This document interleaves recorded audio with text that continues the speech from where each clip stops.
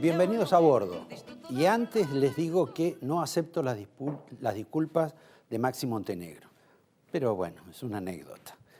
Voy a comenzar señalando dos noticias que hoy parecen sacudir a la Argentina. Naturalmente la sacuden hasta mañana o pasado. Una seguramente va a tener un poco más de continuidad. Pero una es la victoria de la mezcla esta de radicalismo y macrismo en Córdoba, exactamente en Marcos Juárez, y otra, el almuerzo que va a tener la Presidenta con el Papa Francisco. Empecemos con lo de Macri y Marcos Juárez. Se lo vivió como un triunfo gigantesco, espectacular, extraordinario. Es un triunfo importante en un distrito importante para la gente dedicada al agro. No vota mucha gente en Marcos Juárez porque no tiene un gran electorado. Como se imaginarán, más allá de que hemos leído sobre porcentajes, sacó 36, ganó 42, la cuestión era el número. El número es chico. Es como si se votara la gente que asista al Luna Park, aproximadamente. Y tiene otra característica. La característica de que el hombre que organizó esta entente entre los radicales de Marcos Juárez y el candidato de Mauricio Macri, hace aproximadamente 2 meses y medio, casi lo echan del macrismo.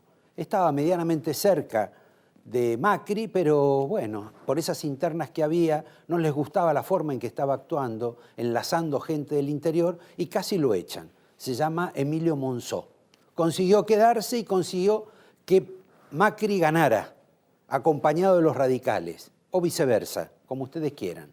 Lo cierto es que es una elección que simbólicamente es importante, tan importante, o menos, aunque también pequeña, como el triunfo que obtuvo Sergio Massa en La Banda, en Santiago del Estero, en un territorio absolutamente oficialista, absolutamente manejado por el gobernador que tiene mayor cantidad de votos en su provincia en comparación con el resto de las provincias, que es Gerardo Zamora.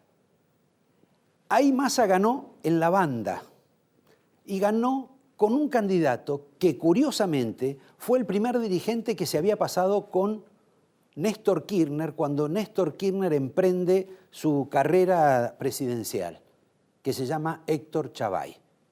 Las dos victorias pueden ser consideradas parecidas. Sin embargo, nosotros hemos tenido, gracias a los medios de comunicación, a los diarios, a la televisión y al ruido y a la publicidad que ha hecho el macrismo, la sensación general de que lo de Macri ha sido más importante, que lo de Macri y el radicalismo es el punto de partida de una alianza mucho más vasta, mucho más grande, mucho más nacional, que va a haber en la Argentina para el 2015. Un dato ahí también bastante singular. Junto a Macri apareció Gabriela Michetti. ¿Por qué aparece Gabriela Michetti? Bueno, porque Gabriela Michetti, según uno de los asesores de Mauricio Macri, debe ser la compañera de Macri en la elección presidencial del año próximo. La pregunta que se pueden hacer ustedes, que me hago yo, que se puede hacer cualquiera, es: ¿2 hombres, 2 figuras de la capital van a ser los presidentes de la Argentina? Más allá de si Macri nació en una provincia, lo cierto es que los dos son de la capital. O a la Gabriela Michetti la han puesto ahí como pieza de cambio, eventualmente, si se hace un acuerdo con los radicales. No lo sabemos todavía, pero lo cierto es que Macri va con el emblema del cambio, como todas las elecciones en todas partes del mundo, diciendo que va a ganar con el cambio, que quiere cambiar esto. Lo mismo dice Massa, pero digamos a Massa quizás se le crea menos porque tiene origen peronista. Y la pregunta es: ¿qué hará Macri con los peronistas que tiene adentro? Con los Ritondo, con Santilli, porque Macri antes era la tercera pata del peronismo o viceversa. Ahora ya no está. Va por el cambio, va sin peronistas y, bueno, va contra Massa. Porque la verdad es que por el momento otro candidato frente a estos dos no aparece.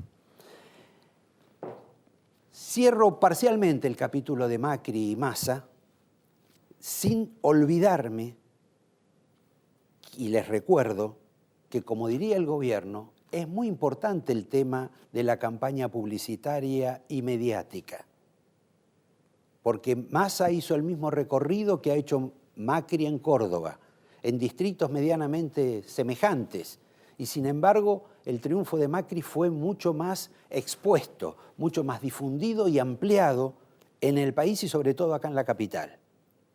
Por lo tanto, va a tener que tenerse en cuenta quiénes son los medios que están atrás o que van a sostener más una candidatura que otra. Nos enteramos hoy por una carta que trajo un señor Eduardo Valdés, que antes al Papa parecía no gustarle demasiado por algunas declaraciones que había hecho, un hombre que ha estado en la Cancillería con el ex canciller Bielsa, trajo la carta invitando el Papa a la presidenta para que lo acompañe en un almuerzo. Ahora, el próximo 20. ¿Cuál es el interés del Papa por hablar con la presidenta otra vez? ¿Qué requerimiento hay? ¿De ella a él o del Papa a ella? ¿Qué ve el Papa sobre la Argentina para interesarse de esa manera?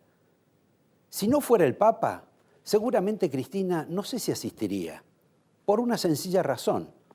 La mayor parte de la gente entiende que el Papa está preocupado por lo que pasa hoy en la Argentina y está preocupado por la situación de Cristina. Y eso Cristina jamás lo quisiera reconocer o que se lo reconozca en público. Pero bueno, va ella como fue Wanda Nara, obviamente le va a tener otro tipo de tratamiento, como fue Maradona, como fueron estas cuestiones raras de los argentinos que los visitan y de él que los atiende. Porque el Papa, con 10 o 20 días de diferencia, recibió un día a Pino Solanas y se puso la camiseta del antifracking que le regaló Pino Solanas. Se sacó la foto, se puso la camiseta, la mostró, la exhibió. Quiere decir que estaba en contra de la explotación de Vaca Muerta por los recursos, sobre todo de agua, que se van a utilizar en Vaca Muerta. Pero 10 días más tarde o 20 días más tarde recibió a la señora Doris Capurro, viuda de Capurro, que es una de las mejores amigas de Cristina, que maneja cuentas del oficialismo publicitarias y que es la mano derecha en el oído de Galucho en YPF. Y ella fue y le regaló una piedra de vaca muerta, piedra que seguramente debe tener un poquito de petróleo. Entonces, ¿el Papa con quién está? ¿Con los que quieren extraer la energía de vaca muerta o los que quieren extraerla pero tomando un poco más de cuidado sobre lo que pasa con el medio ambiente? La verdad no lo tengo en claro, como tampoco tengo en claro esta sucesión de recibimientos que el Papa tiene con muchos de los argentinos, algunos pecadores más que otros, y que sin embargo se niega a recibir a otros. Por ejemplo, a Hugo Moyano. Cierro ese capítulo y me voy a centrar en el señor Echegaray. Porque quiero notificarles que en la Argentina, la AFIP ha tenido algún tipo de problema para las inspecciones, para hacer los controles, porque la gente está un poco disgustada, molesta con lo que está ocurriendo. En consecuencia, cuando un inspector de repente va a un negocio, a un local, a una fábrica, ha habido reacciones intempestivas. Alguien que le dice, encima que me va mal, me venís a tratar de sacar plata, a revolver los papeles. Otros reaccionaron mal y reaccionaron en forma violenta y les pegaron a algunos inspectores. Por ejemplo, en Salta hay como 40 casos y el señor Echegaray, en la AFIP, produjo un acto para premiar, reconocer e incorporar en el legajo de esos funcionarios su buena tarea, que en realidad su buena tarea no es, simplemente algunos cobraron una paliza desagradable. Parece algo meritorio, y sin duda lo es, pero generó un conflicto dentro de la propia AFIP, porque los otros inspectores dicen, nosotros también trabajamos bien. A nosotros también nos importa que se nos incorpore en el legajo algo que corresponde por nuestra buena tarea, no por el accidente de que venga alguien y te pegue. Pero bueno, esto es parte de una situación menor, si ustedes quieren, pero que también revela otros datos de la Argentina en la cual estamos viviendo, la Argentina de la violencia. Y acá, aunque uno no quiera, viene a caer en el peroncito del kirchnerismo. ¿Quién es el peroncito del kirchnerismo? No se los tengo que decir, es el señor Sergio Berni, porque siempre del ejército ha habido alguno que quiso ser Perón, desde el Che Guevara, la cantidad de infinidad de personajes que aparecieron presidiendo la República Argentina después de un golpe militar. Berni es médico, es militar, creo que también es abogado y se ha destacado esta semana por ser avalado, por ejercitar cierta mano dura, por hacerse, digamos, una especie de figura cinematográfica del heroísmo en la lucha contra la mala gente. Él logró que la cámpora lo sostenga, que hable bien de él.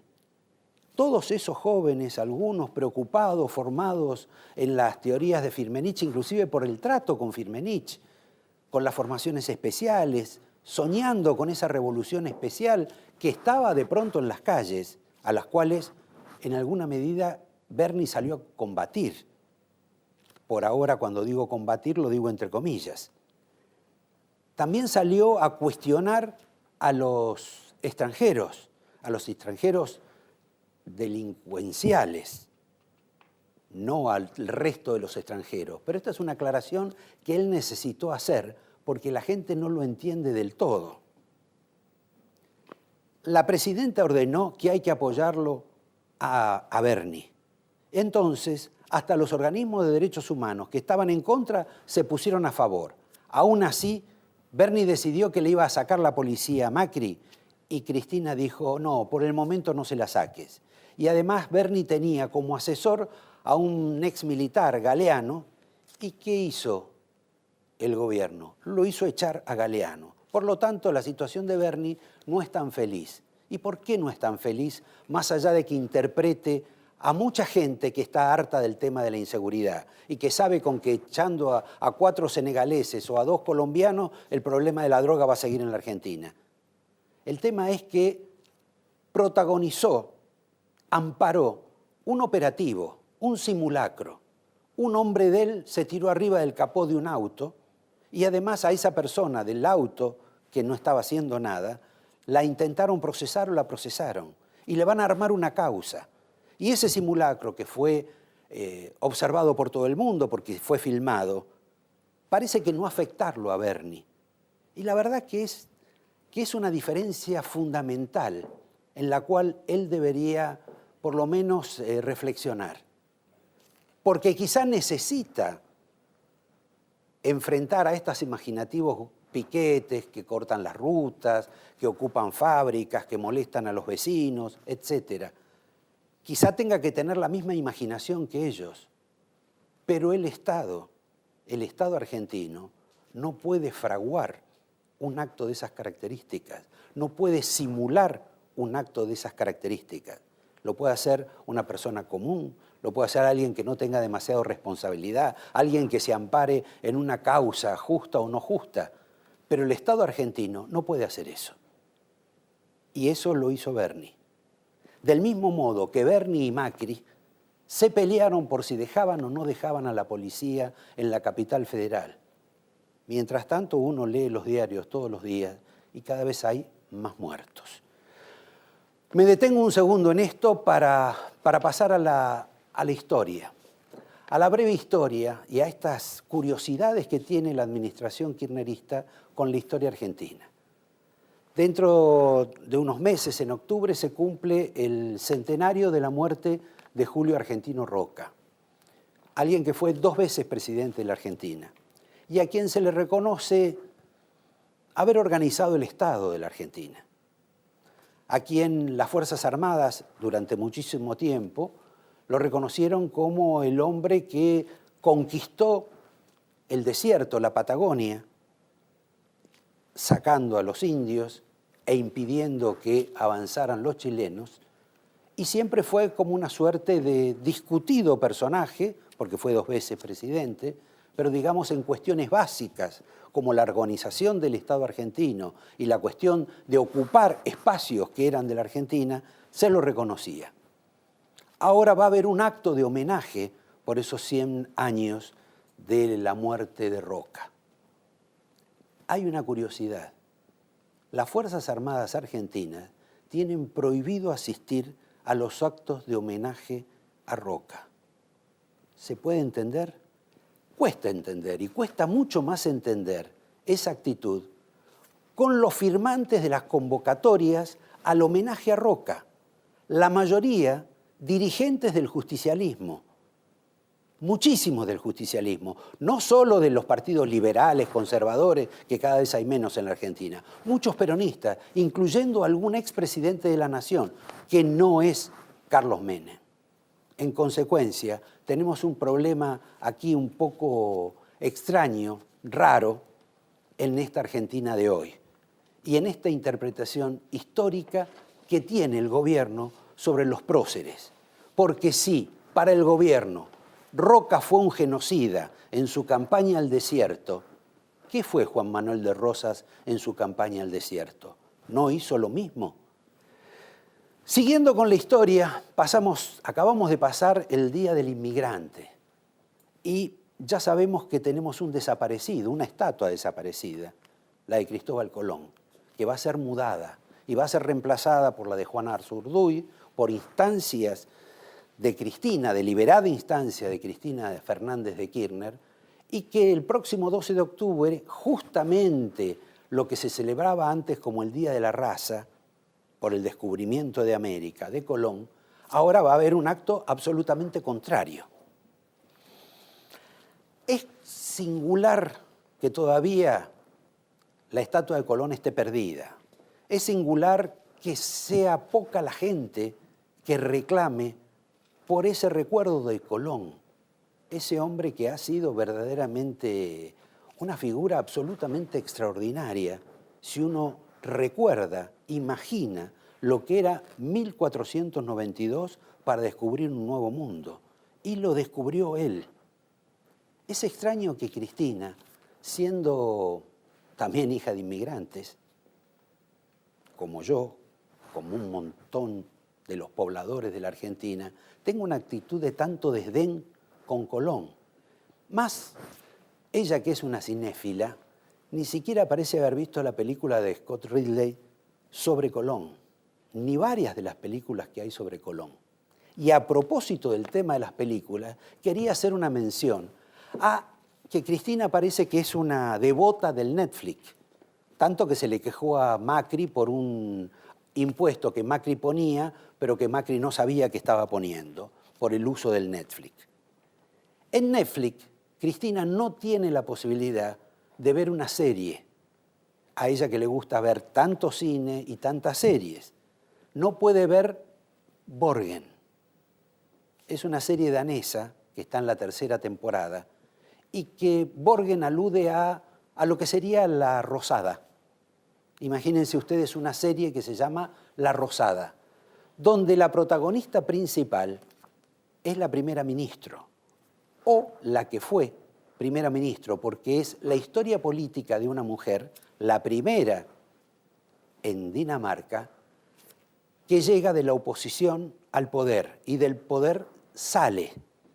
Y en esta serie, bastante atrapante diría yo, vemos unas singularidades de personajes relativos a la política, parecidos a la Argentina, porque los medios de comunicación son semejantes, los intereses son semejantes, y los ministros no. No hay ningún Capitanich en la serie Borgen.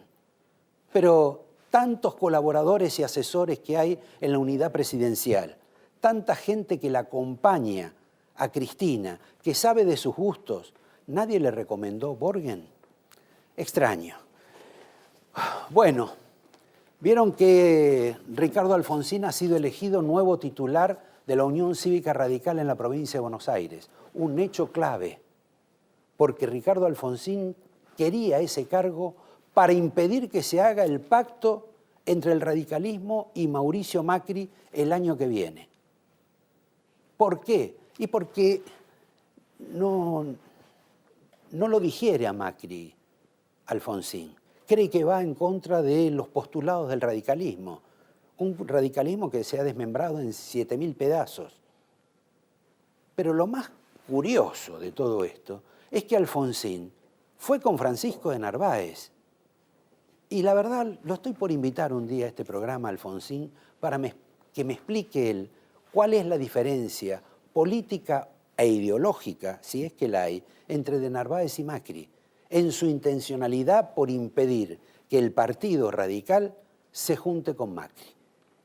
De los radicales voy a pasar a los peronistas, a algunos peronistas, sobre todo a la convocatoria que hicieron algunos gobernadores encabezados por Daniel Scioli, preocupadísimos por lo que les está dejando Cristina. Cada vez menos reservas, cada vez menos interés político en el partido y en sus candidaturas. Se juntó con De la Sota, de una manera u otra acompañó el de San Juan, también Gildo Infran, los otros gobernadores también telefónicamente han adherido y esencialmente no se atreven a decirle a Cristina que están en desacuerdo con Axel Kicillof y que ha llegado la hora de que esto hay que darlo vuelta de algún modo, porque no tienen para pagar los sueldos, porque Cristina le da plata al gobernador Peralta de Santa Cruz, porque lo que le da a Peralta es poca plata, por lo que significa Santa Cruz. Y más allá de su propio interés, para vivir tranquila el día que se retire en esa provincia. Pero lo cierto es cómo abastece a Scioli a la demanda de la provincia de Buenos Aires, que es gigantesca para pagar los salarios. Es cierto que Scioli, más allá de lo que puede actuar y proceder, tiene en el Banco Provincia una serie completa de patacones.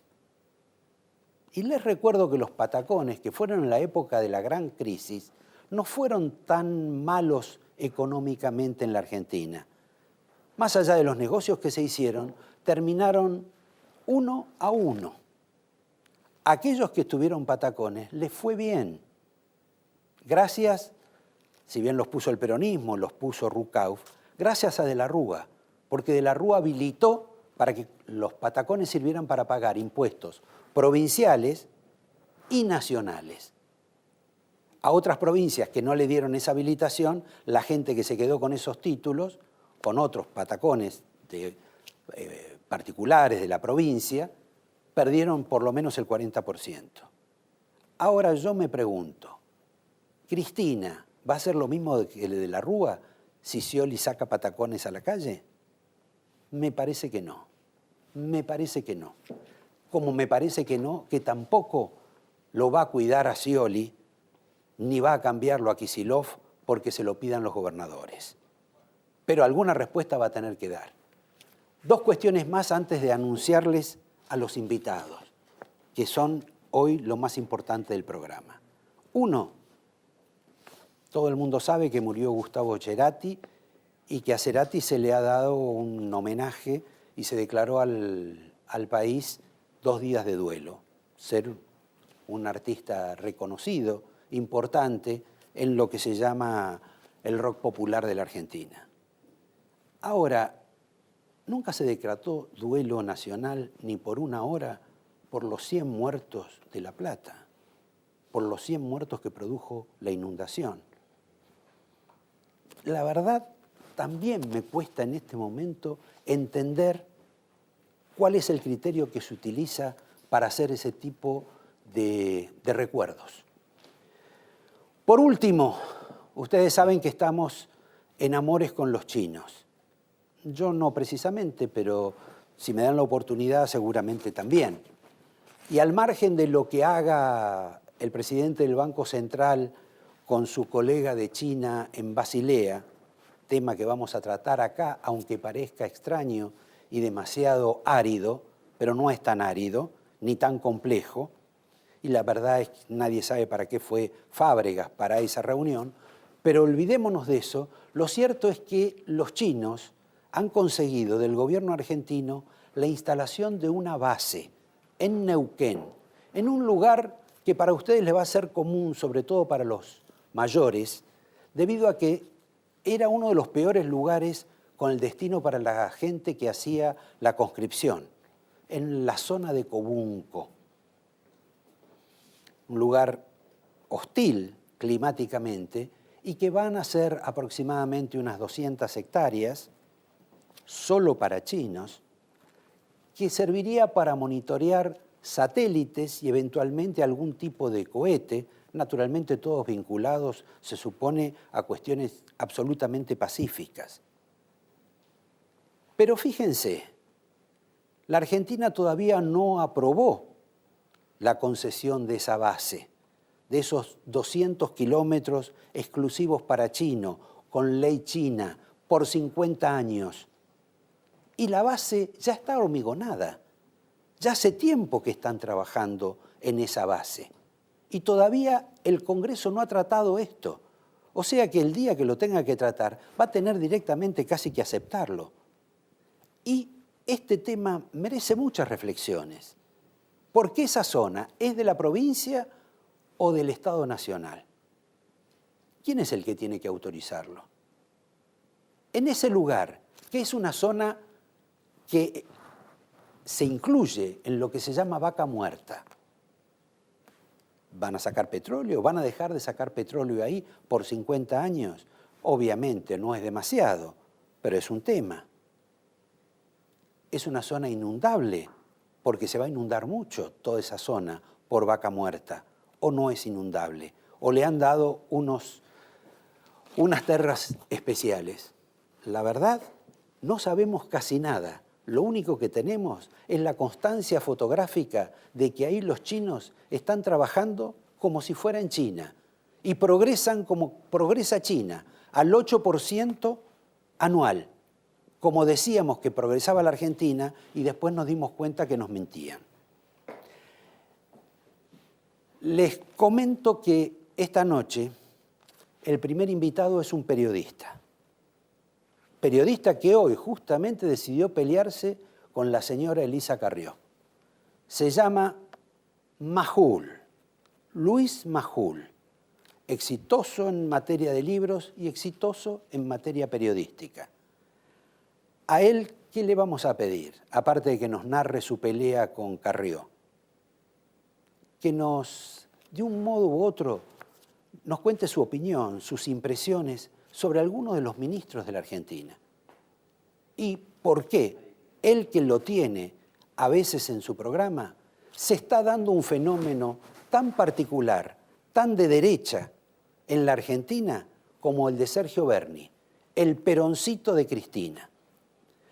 También vamos a tener una persona crítica de Cristina, alguien que en la provincia de Santa Cruz prácticamente enloquece al oficialismo cristinista.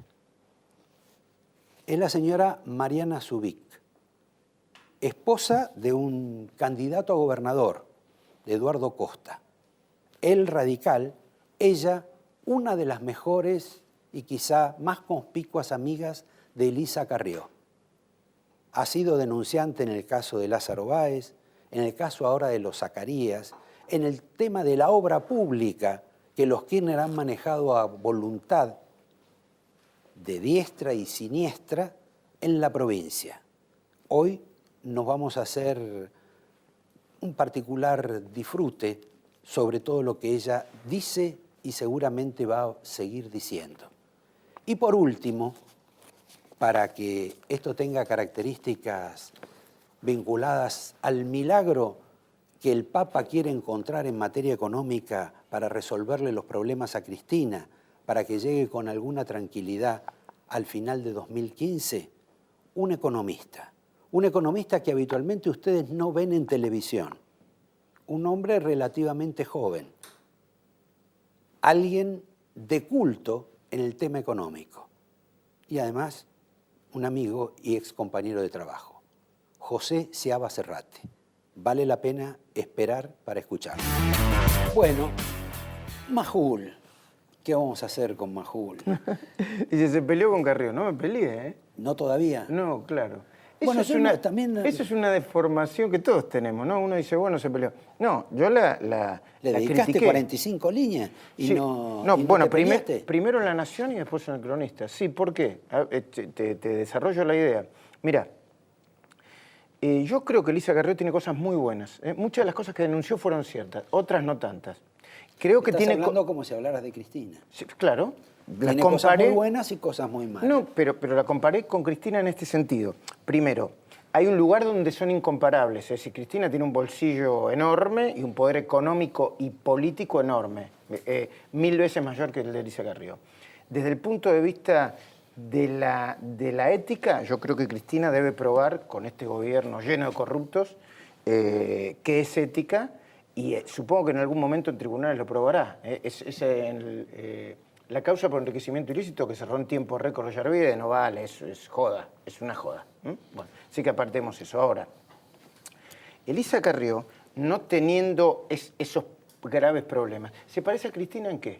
Es autoritaria, ningunea a la gente, presenta determinada superioridad moral que presenta Cristina. Yo la conozco a ambas. ¿Viste cuando una persona se siente, andás a ver por qué, superior moralmente y éticamente, no a vos o a mí, al mundo? Bueno, tiene ese... Bueno, pero Cristina se siente superior, pero no sé si moralmente. No, yo creo que una idea, una fantasía de superioridad moral sobre el otro. Lo que yo digo es casi infalible, vos no me podés discutir nada de lo que digo, lo que vos digas es más, no me importa, te ningunean, y si vos osás hacerle una pregunta incómoda, tanto a Cristina Fernández, que hace mucho que no da entrevista, pero a mí me pasó alguna vez, como Elisa Carrió, se irrita. Se irritan y se acabó el diálogo. Entonces, ese autoritarismo en el estilo político y personal, hay que señalarlo. Esa obsesión, ese narcisismo.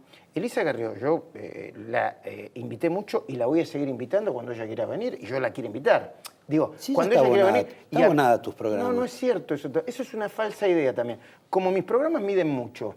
Ah, por eso va. Claro, no va porque perdón. te quiere como periodista. Yo creí que te respetaba como Eso es una periodista. tontería. Los políticos no deben ir a un programa porque lo quieren como periodista. Deben ir a un programa para comunicar si es que les importa comunicar. Ahora, ¿qué pasa con Carrió?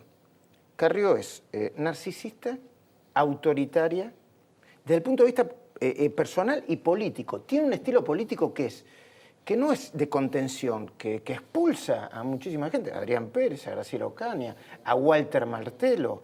Y tiene otro elemento más, que tiene una especie de fueros. ¿Sabes por qué tiene especie de fuero? Porque dice, yo el otro día lo escuché en un programa de TN y le decía a Capitanich, mirá que te voy a hacer pelota. Levantaba el dedo. Y yo sé que mucha gente le tiene miedo, políticos y periodistas, porque si vos llegas a discutir políticamente con ella, es capaz de decirte que sos un mafioso o que sos un corrupto. ¿Sabés lo que pasó conmigo? Yo un bendito día, cuando planteó su teoría de que había un autogolpe en el peronismo, yo le dije, pero Carrió, ¿cómo un autogolpe? ¿Dónde saca un autogolpe? No estaban dadas las condiciones políticas. Yo soy analista político, como vos. Cuando ella planteaba la idea del autogolpe, como la plantea de vez en cuando ahora, es una locura eso. No están dadas las condiciones, nadie lo quiere, no existe, es una fantasía. Entonces yo le dije, por favor, dame evidencias políticas, no te pido que me lleves a tribunales, dame evidencia política. Me puso una cara de traste y se acabó el asunto. Y hay otro elemento más, no se puede criticar a Carrió. Yo escribí en La Nación unas líneas desarrollando esta idea, no diciendo que es ni corrupta ni que su lucha contra la corrupción es mala. De hecho, su lucha contra la corrupción también es la mía. Este libro, El Dueño, tiene muchos datos judiciales aportados por la coalición cívica y por Carrió. Como yo supongo que ella no debe estar en contra de que yo denuncie a Cristóbal López o que yo denuncie la mafia del fútbol argentino. Supongo que en eso estamos del mismo lado. Ahora, la escribo y la comparo con Elisa Carrió. Vos no sabés lo que eran los seguidores de Lilita, los Lilitos. O sea, había gente muy interesante, gente que proponía un diálogo, gente que incluso me decía, te sugiero que hagas una autocrítica. Y unas decenas de Lilitos... O No, pará. O No, que eran iguales que los Cibercá. Entonces yo en el Cronista le contesté a esa docena de lilitos que son iguales que los Cibercá. Yo le dije, chicos, tengo algo para decirles. Ustedes son iguales a los que critican. ¿Son iguales o peores a los que critican? bueno, ¿te puedo hacer una pregunta? Sí, cómo no. Porque si no me sube la moto. Es casi una cuestión de género. ¿Vos crees que Macri, que Massa, que Scioli, que el finado Kirchner no eran narcisistas, Sí. no eran intolerantes, Sí, no lo son? Lo puse en el Cronista. No Le es dije, un- por la duda, por si creen que es un ataque a Elisa Carrió, yo tengo que decir de Massa, que lo dije, que se está pareciendo cada vez más a Kirchner en el vínculo con los medios. Y lo puedo decir porque se lo dije a él en la cara. De Macri, que Macri tiene un defecto vinculado también en lo que... Yo digo, yo Es opino igual, sobre lo que nos es lo que mismo. nos importa a nosotros. No toleran que les diga No, que tiene mal la Macri- pestaña. Sí, no, Macri quiere que los periodistas que él considera serios sean amigos de sus amigos y enemigos de sus enemigos. Y eso no puede ser. Scioli es bastante tolerante con los medios. Ahora, yo espero que ese no sea un objetivo para que cuando sea presidente empiece a corrernos como nos corrió Kirchner. Entonces, ¿sabes lo que hago, Roberto? Lo advierto ahora. Y señalo, cuidado con el poder de levantar el dedo y denunciarte como corrupto de Elisa Carrió sin pruebas. ¿Por qué? Porque ese es un poder extorsivo también y coercitivo. Yo no tengo ningún problema. A mí no me va a poder denunciar, va a poder inventar, ¿eh? Igual que inventó la FIP en su momento u otras personas. Pero yo no tengo ese problema. Y además no le tengo miedo. En ese sentido, yo aprendí de la escuela de algunos periodistas como vos, hay que ser políticamente incorrecto. A mí no me importa que Elisa Carrió le caiga simpático a un montón de gente. Yo soy periodista. A ver, ¿le cae simpático a un montón de gente? Ayer en La Cornisa vino Jorge Castillo, el rey de la saladita, trucho de toda truchez. Y hay un montón de gente que le cae simpático porque cree que la saladita le hace bien a la economía porque compra más barato. Y yo tengo que defender a la ley y defender a un sistema dentro de la ley, no fuera de la ley. Entonces yo digo lo que pienso de Carrió. Y me pregunto, ¿no se puede criticar a Carrió? ¿Por qué no la critican a Carrió? ¿Cuál es el problema? ¿Tienen miedo que lo señale y que le digan que son corruptos? Yo la critico. ¿Vamos a hacer un programa sobre Carrió? No, como vos me preguntaste. ¿Por qué no hacemos un ¿Cómo me programa preguntaste? en parte sobre este peroncito que nos ha ofrecido ahora el kirchnerismo, que hace 2 años, 3, 4, 6 años atrás, era impensable que una figura como Bernie apareciera en la pantalla de televisión, hiciera estos gestos de Rambo, si querés, Sí. que en alguna medida se comunicara también con mucha gente, que de pronto fuera casi una figura cautivante para la clase media porteña, cuando todo el mundo sabe que hace 2, 3, 4, 5 años atrás era una persona desconocida, estaba con Alicia Kirchner, recluida en su campo, no tenía posibilidades de progreso y como era militar era casi palabra prohibida. ¿Qué pasó para que ocurriera esto? Bueno, primero tengo malas noticias para darte. Bernie está muy bien visto no solamente en la ciudad de Buenos Aires, yo creo que mejor en provincia de Buenos Aires. Y te voy a decir otra cosa más. Si a mí no me mienten los consultores... Perdón, ¿por qué malas noticias? No, malas noticias en el sentido de que a veces vamos contra la corriente de nuevo, en nuestras opiniones. Porque hoy Bernie es una especie de... sería un muy buen candidato, especialmente en la provincia de Buenos Aires, lo que lo midieron. ¿Por qué? Porque dice, hay que deportar a los extranjeros que delinquen. Porque dice, ¿qué van a hacer otra ley para los cortes de ruta? La ruta está para transitar. Porque dice que hay que cumplir la ley y que los jueces no hacen lo que tienen que hacer. Otro abonado a tus programas, Bernie. Sí, no, Veo que te has aprendido él pidió venir. todo el mensaje de Bernie, te Él lo has pidió aprendido venir. casi No, de yo soy memoria. periodista, trabajo No, de me periodista. parece bien, no lo digo críticamente. No. Ahora, por supuesto que yo creo que hace algunas cosas bien y otras cosas mal. Pero tiene una ventaja para mí, da la cara, ¿sabes? A mí no me... Vos dirás que la da demasiado la cara. Yo lo senté y le dije, ¿me podría explicar por qué salió con mitad del cuerpo fuera del helicóptero? Y él me explicó que porque estaba vomitando a alguien Claro, en el helicóptero. Y tiene una sensibilidad especial. Sí, después le pregunté por qué se había disfrazado de blanco y me fue dando toda la respuesta, tiene toda la respuesta pensada. Ahora, ¿por qué triunfa? Bueno, porque cualquiera que tenga un discurso vinculado con la inseguridad y contra la inseguridad va a tener votos, eso sin ninguna duda. Pero ¿no te parece que también Bernie es una suerte de emergente al margen de sus Perdón, lo que condiciones? piensa Bernie es lo que piensa Cristina, ¿eh? Y vos lo sabés. ¿Te parece? Ninguna duda. Pero a mí me parece que Bernie piensa que hay que darle leña a algunos de los que están en la calle. Sí, ninguna duda, y Cristina también. Ah, ¿sí? Sí, pero claro, Mirá Roberto. vos, yo no tengo tanto acceso a Cristina para saber qué piensa. No, yo sí tengo acceso a gente que la conoce a Cristina. ¿Vos crees que Cristina estaba a favor completamente del matrimonio igualitario? No, Kirchner tampoco. Hay una historia de eso, que le pregunten a Vilma Ibarra.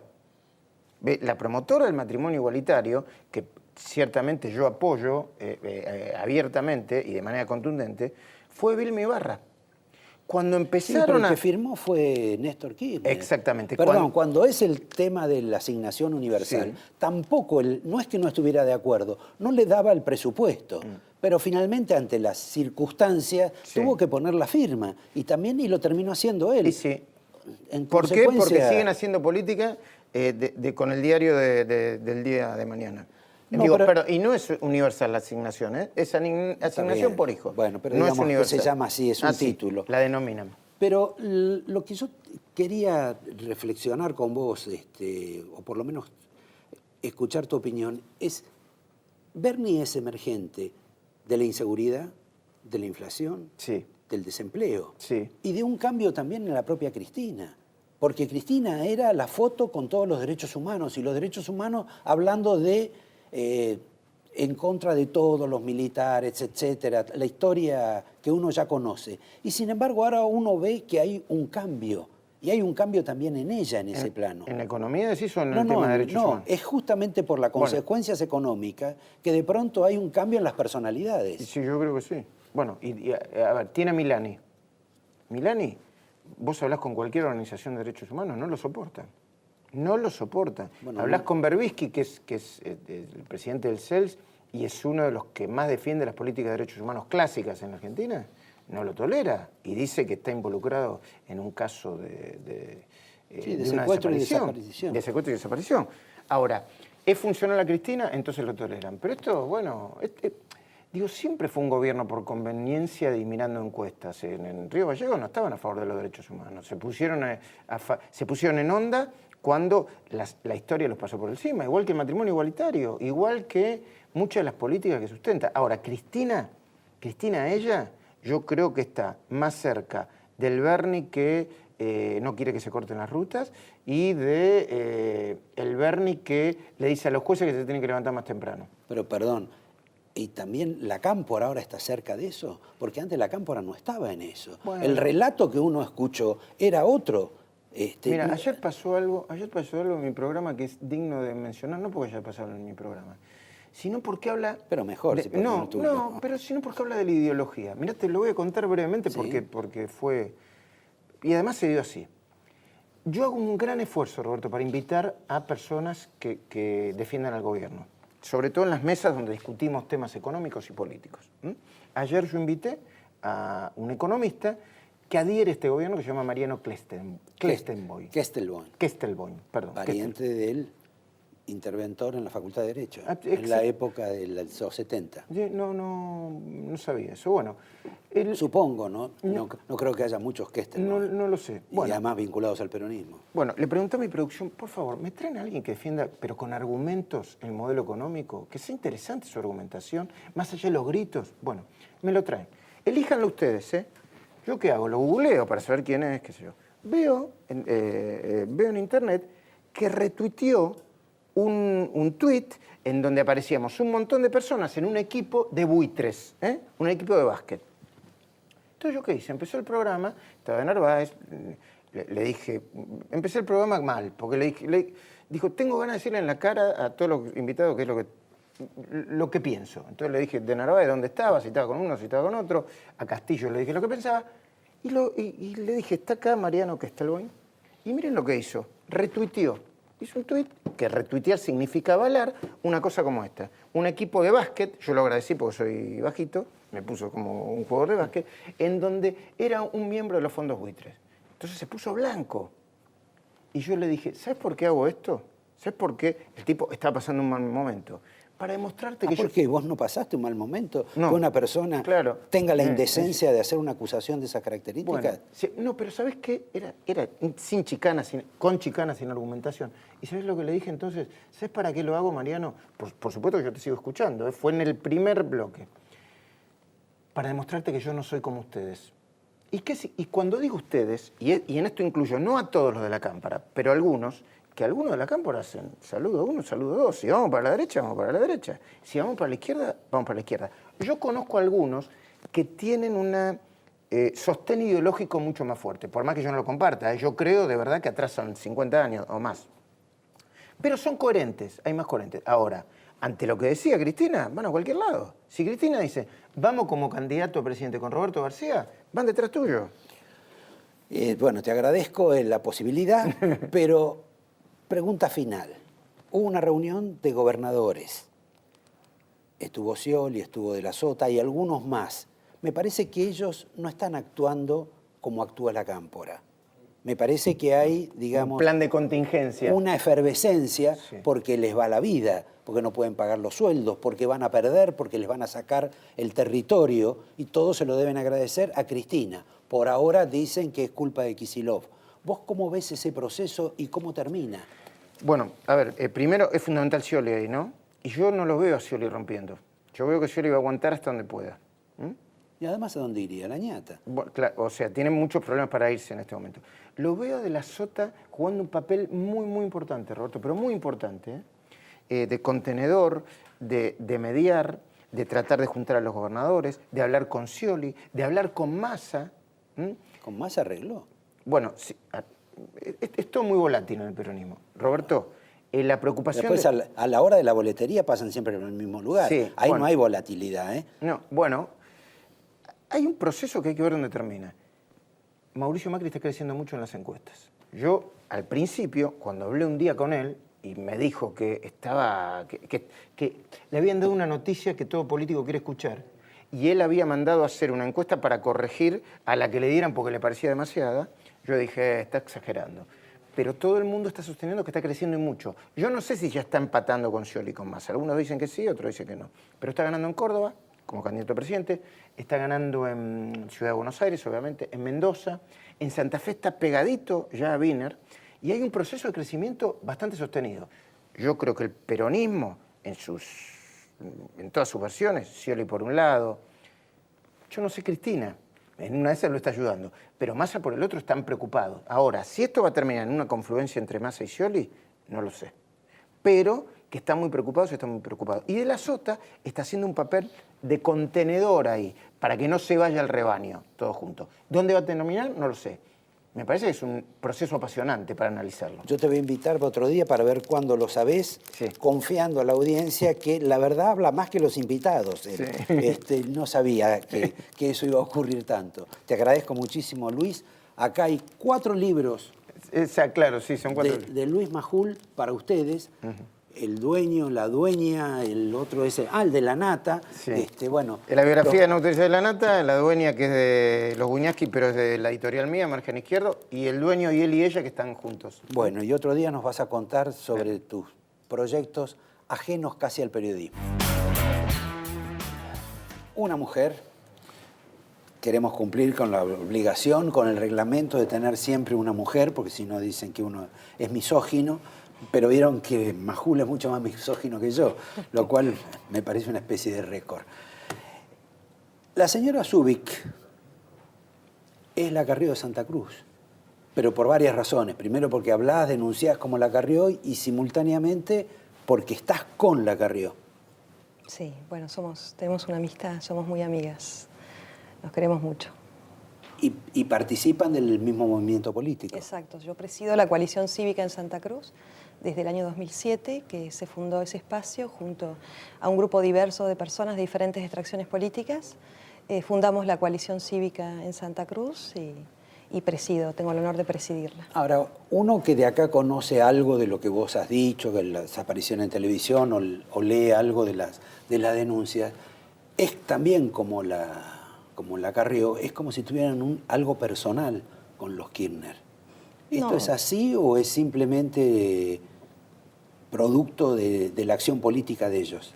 No, mira, en Santa Cruz, lamentablemente, en esto de la división amigo-enemigo y de esta lógica amigo-enemigo, te ponen en ese lugar. Es decir, o estás con ellos o sos sus enemigos.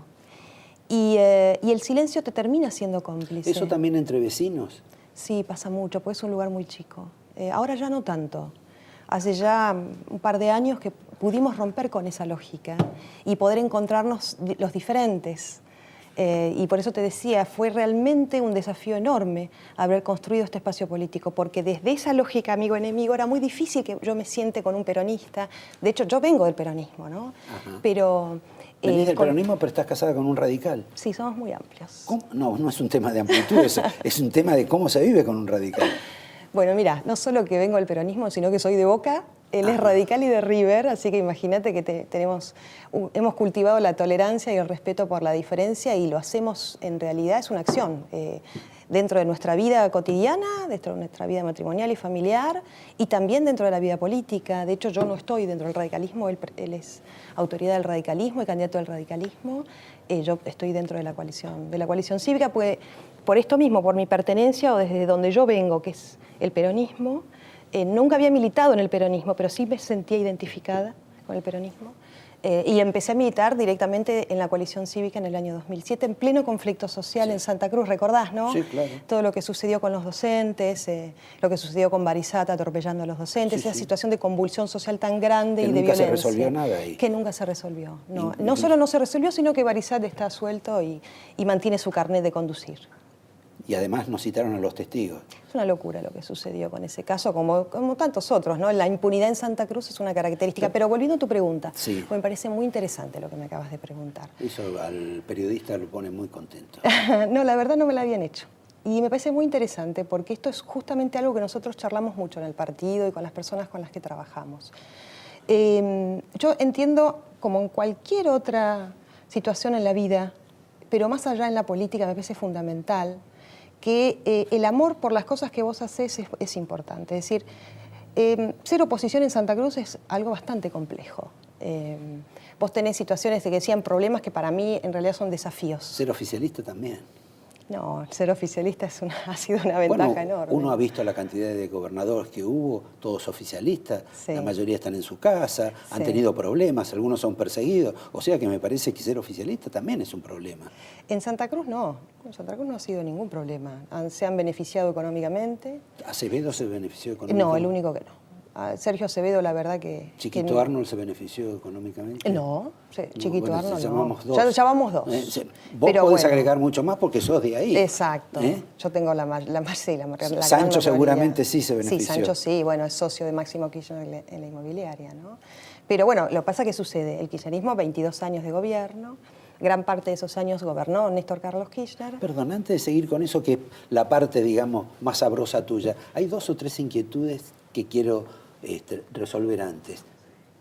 Viviendo en un lugar tan chico, donde se conocen todos, con Cristina, vos nunca tuviste, y siendo casi peronista, vos nunca tuviste relación con ella, ningún vínculo. Sí, tuve vínculo. ¿Ah, sí? De muy chica. Cuando yo era muy chica, sí. Mi familia tenía vínculo, una amistad muy grande con ellos, y cuando yo era muy chica comíamos juntos, con el matrimonio Kirchner con Néstor y Cristina, y luego cuando llegó Máximo fue muy amigo de mi hermana Cecilia, que vive ahora en Estados Unidos. Era una comunidad muy chica, claro, eran muy pocos habitantes. No, además tu apellido es centroeuropeo. Es croata. Ah, bueno. Sí, bueno, tal cual. Estamos casi emparentados. Y sí, porque vos pensás que Santa Cruz se pobló con una inmigración bastante importante de ingleses y de mucha gente que venía de Punta Arenas, Chile, y la colonia en Punta Arenas mayormente es de croatas. Mi familia no vino de Punta Arenas, vino en barco directamente de Croacia a Puerto San Julián, en Santa Cruz, pero hay muchos Subic también en Punta Arenas y en Santiago de Chile que tenemos algún parentesco. Y de tanta cercanía o intimidad a esta desunión tan grande, ¿originada en qué? Bueno, originada en esto que te decía, en esta lógica del amigo-enemigo. Originada también en la forma en la cual ellos ejercieron la política. Detentar el poder absoluto en Santa Cruz ha significado cuestiones bastante complejas para quienes no compartíamos muchas cosas. La verdad es que en la primera gobernación de Néstor Kirchner, el proyecto y el programa y lo que él planteaba era muy tentador. De hecho, él había convocado a muchos opositores. Obviamente no lo llevó a cabo. en aquel momento había convocado, se llamaba el Ateneo, el ámbito donde se debatían estas propuestas y se hablaba de reconversión económica, desarrollo productivo, que por supuesto no sucedió. Vos pensás que Néstor Kirchner llegó al gobierno de Santa Cruz y en ese momento habían 11.000 empleados públicos y él hablaba de cambiar esa matriz económica. Una provincia muy rica, Santa Cruz es la provincia más rica del país, la segunda más grande del país, con un presupuesto de casi 12.000 millones de pesos, con tan solo 280.000 habitantes. Y bueno, y el proyecto que él planteaba era de reconversión económica, desarrollo productivo y cambiar esta matriz económica. Hoy estamos con casi 75.000 empleados públicos. Por supuesto que no se cambió, sino que se profundizó esta cultura prebendataria. Está con mucho más gasto social, digamos, como la nación. Sí, muchísimo más. Tenemos del presupuesto hay aproximadamente un 40-50% que se va entre pasivos y activos en concepto de salarios. Ahora, vos y tu marido obviamente son más jóvenes que lo que eran los Kirchner. Pero si uno los mira, ustedes son como una especie de espejo de los Kirchner. Porque él es político, es candidato a gobernador, posiblemente sea gobernador. Vos todavía no sé qué vas a hacer, porque no te postulás a nada. Nunca me postulé. Sí, pero ahora te pregunto, ¿tampoco? Tampoco, no tengo ninguna intención. La verdad es que si es necesario, bueno, no lo sé. La verdad es que no quiero, no tengo justamente por esto que vos planteas. Somos la antítesis. ¿Por qué somos la antítesis? En primer lugar... Me evitaste la pregunta, yo iba a decir, ¿en qué se diferenciaban? Bueno, somos la antítesis en realidad, y justamente por los hechos y por la acción, más allá de lo discursivo. Uno puede decir muchas cosas, sí, claro. El discurso puede ser muy floreado y podemos hablar de muchas cosas, pero la realidad es la siguiente. Primero, ¿desde dónde venimos? Nuestra situación económica no fue producto de la política, ni vivimos de la política. No nos enriquecimos quitándole el plata a los pobres y las casas a los pobres con la 1050, con el capitalismo y la 1050 del kirchnerismo. No estafamos nunca, jamás a nadie y podemos andar con la frente alta caminando por la calle en Santa Cruz. Yo milito en otro espacio político, no en el mismo espacio político de mi marido. Mi nombre es Mariana Zubik y me conocen como Mariana Zubik, no como Mariana Zubik de Costa, aún en Río Gallegos. Bueno, pero eso también es un defecto de tu marido, porque él es diputado nacional acá y no lo conoce nadie. Todo el mundo te conoce a vos, que no sos aspirante a nada, y nadie lo conoce a él, que es diputado nacional, bueno, y que no viene, lo conocen y por la calle ni se lo ve. No, a nivel nacional no tiene esa proyección, pero de hecho el resultado electoral y en el amor que le tiene la gente en la calle en Santa Cruz realmente es enorme.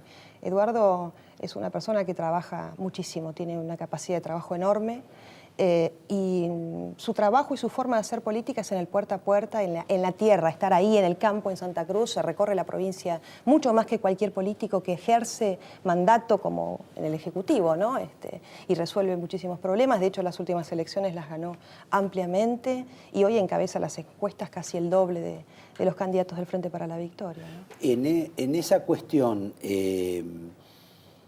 uno ve, por ejemplo, que ahora Cristina le está dando plata a Peralta. Sí. Lo ayuda para que por lo menos hasta fin de año pueda pagar los salarios. Sí.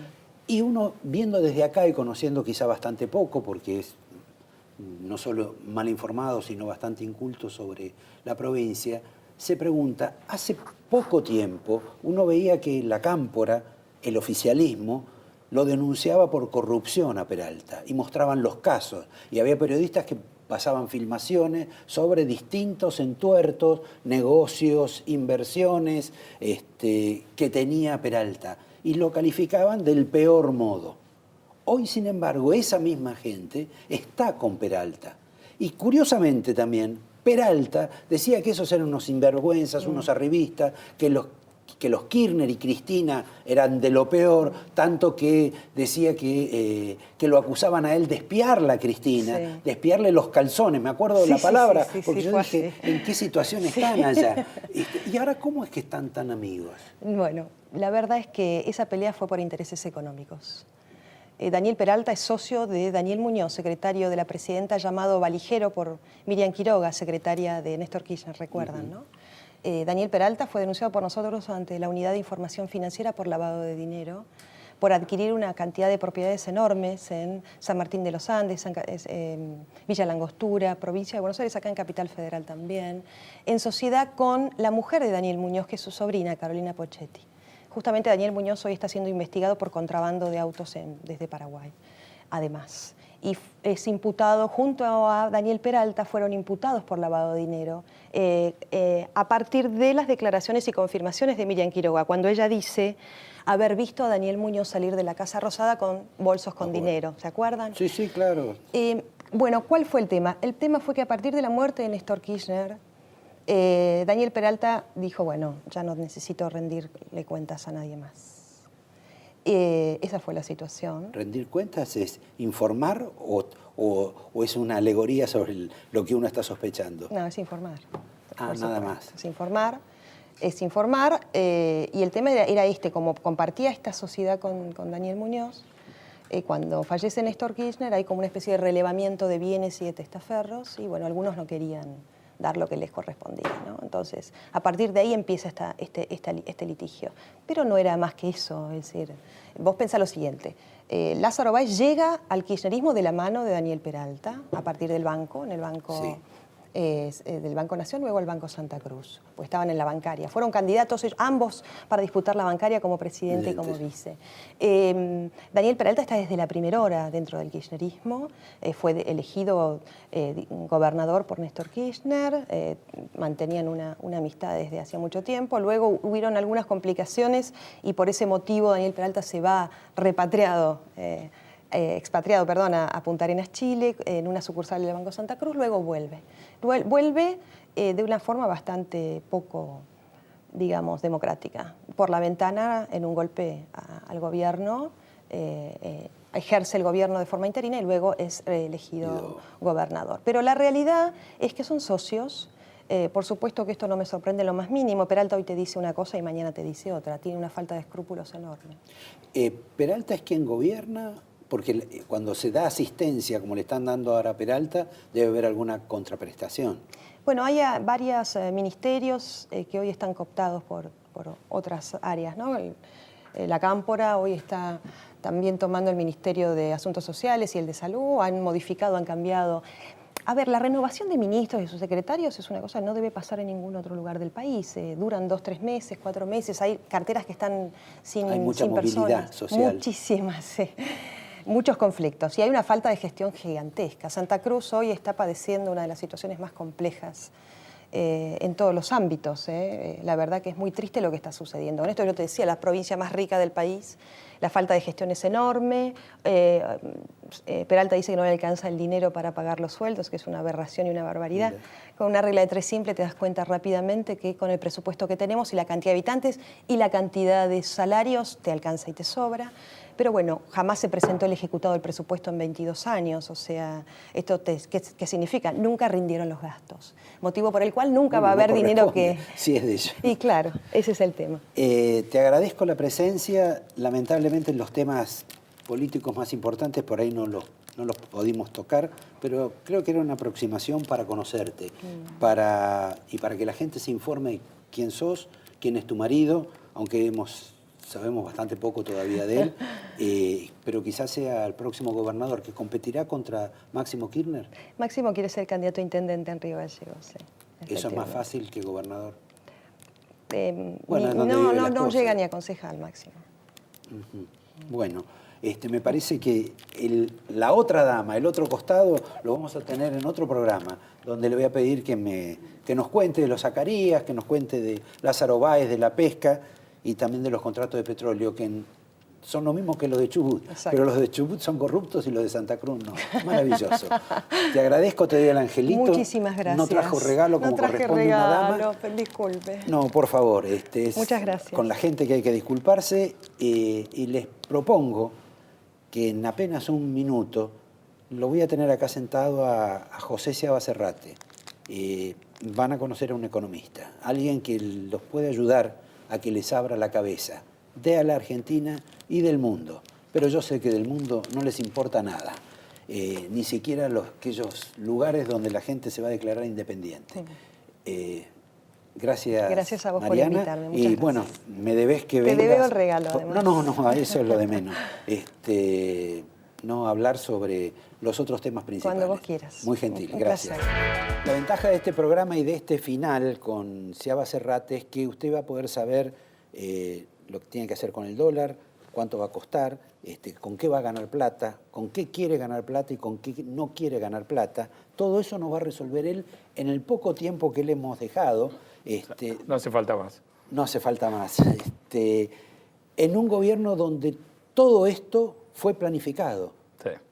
Sí. Hay un ministerio de planificación cuyo producto quizá más conocido es la crisis de energía. Y también fue planificada. Supongo.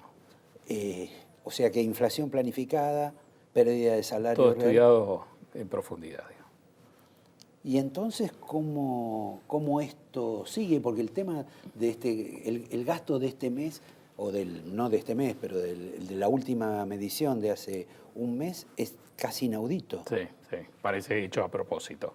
En otras condiciones uno esperaría, o uno pensaría, esto es la antesala de un plan. En estas condiciones no. Lo único que uno tiene claro es que esto sigue. Yo creo que lo que uno tiene que entender que nos ha sorprendido el largo plazo. Estamos viviendo hoy las consecuencias de decisiones que se tomaron 5, 7, 8 años atrás, de las cuales nos escapamos un poco porque los precios internacionales fueron muy buenos, un periodo de bonanza bastante bueno. Pero que ahora ya no lo son. Y ahora empiezan a desteñirse. Son todavía muy buenos, sí, pero no alcanzan. No alcanzan. Digamos, hay gente del interior que el que produce a 400, 500 kilómetros... El flete te mata, Exacto. hay muchas cosas que se han Ahora tenés complicado. mal eso, tenés mal Brasil, Sí. tenés los problemas internos. Kicillof nos dijo en el Consejo de las Américas que hay que tener cuidado con la Reserva Federal, con la suba de tasas el año que viene. De alguna manera abrió el paraguas.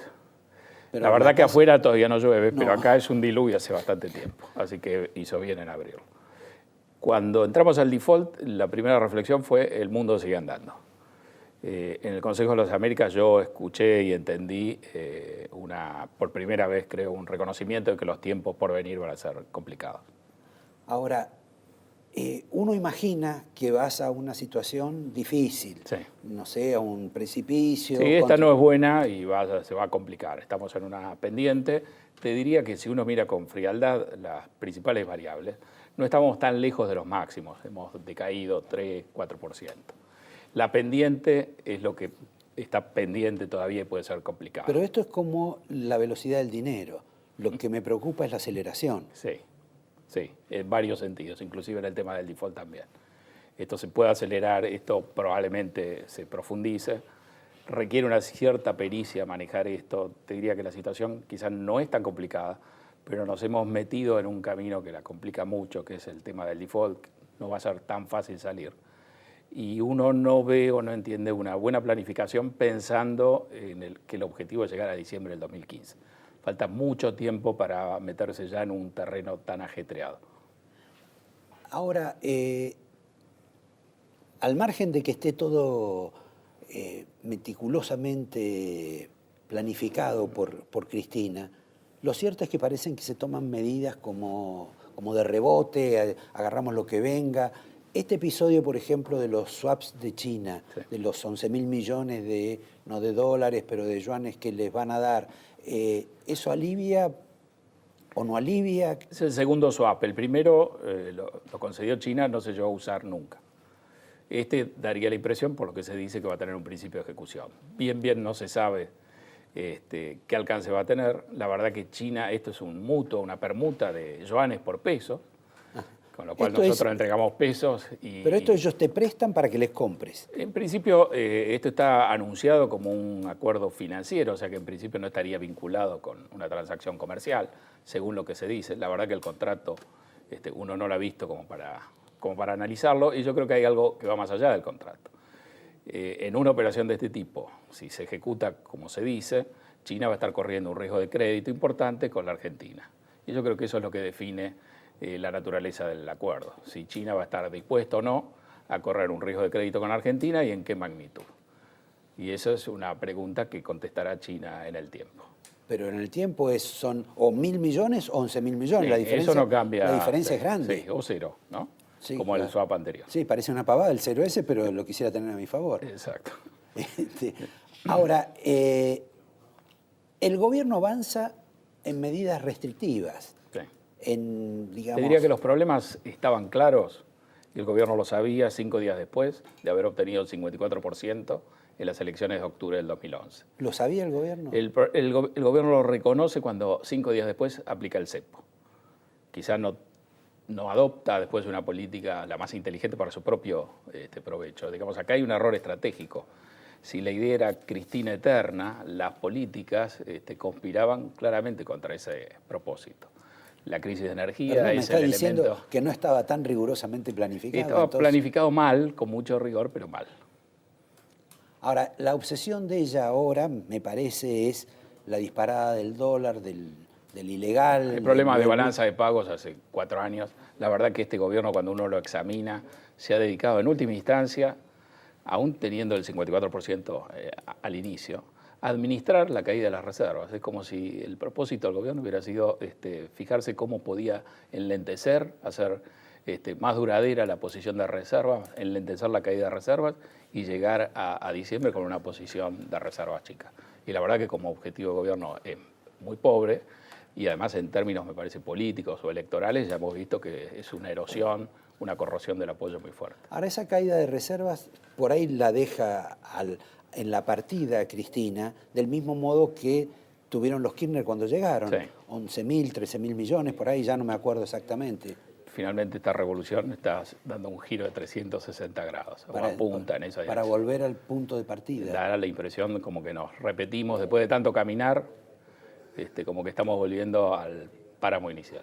Y como sería como una pérdida de tiempo gigantesca. Yo creo que sí, sobre todo para la duración de la vida de nosotros. Y de capital. Yo creo que sí, aparte hay una descapitalización, creo que hay un problema, no es fácil salir de esta situación, entender, digamos, que se ha consumido más de lo que se puede sostener, entender los problemas que se van a heredar, que probablemente no aparezcan, los vaya a recibir cuando uno, digamos, tome un nuevo gobierno y barra un poco, se va a encontrar bajo la alfombra con una serie de problemas importantes, a pesar de que algunos ya están estallando ahora. Ahora, José, los mercados no parecen... Los mercados son lo más favorable que tiene el kirchnerismo.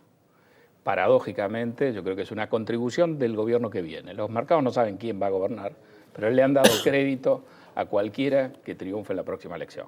En eso estamos de acuerdo, pero la pregunta es, normalmente cuando uno habla de los mercados, habla gente que gana o pierde plata en las próximas 24 o 48 horas. Y acá hay que esperar 1 año y pico. Me parece increíble, pero eso es lo que nos está diciendo que los grandes jugadores en este juego, y lo hemos visto después del default, son jugadores de afuera, que tienen menos ansiedad, otra espalda, y han hecho una apuesta que desde nuestro punto de vista es importante, desde el punto de vista del bolsillo que ellos tienen, quizá no tanto. Entonces, estamos en una situación como el default, que no parece resolverse, sobre el cual hay un escepticismo muy grande, y sin embargo vemos los precios resistir bastante bien a la intemperie. Ahora, cuando el gobierno dice no negocio, después se sabe que había gente que estaba negociando. Sí. Ya la experiencia que vimos, ahora la de Brasil. ¿Vos Sí. crees que todavía hay una instancia Yo para creo eso? que sí, sin duda, porque en el fondo uno entiende que en caso de necesidad esa es la salida más a mano que hay disponible. Uno comprende que el gobierno no quiere ir por ese lado, pero a veces uno tiene que hacer cosas que le disgustan. Y eso le daría al gobierno una salida de este atolladero bastante elegante. Así que no hay que tacharla todavía. Pepe, si el peronismo ya en los 50 descubrió que los controles no servían, que con Gelbar tampoco, ahora que está en una situación de emergencia, ¿tiene sentido que vuelva a los controles? ¿No se han dado cuenta de todo eso? La verdad que no te puedo contestar, pero uno lo ve insistiendo nuevamente. Y quizás ese me parece que el drama más grande. Estamos tropezando contra la misma piedra una vez más, como si no hubiera sucedido, como si no lo supiéramos. Bueno, quizá es de todos los seres humanos esto. Bueno. Gracias. Te agradezco, te doy Te el acerco una angelito. corbata de seda italiana, muy útil para el economista, en el periodo que sigue en el 2016, creo que se van a volver a usar. Esa corbata tiene algunos de los secretos más celosamente guardados. Y cuidadosamente planificado. Exacto. Te agradezco, lamento haber pasado tan poco tiempo con José, pero como es un amigo lo vamos a invitar de vuelta y pronto. Gracias José, gracias a ustedes, buenas noches, los veo el lunes.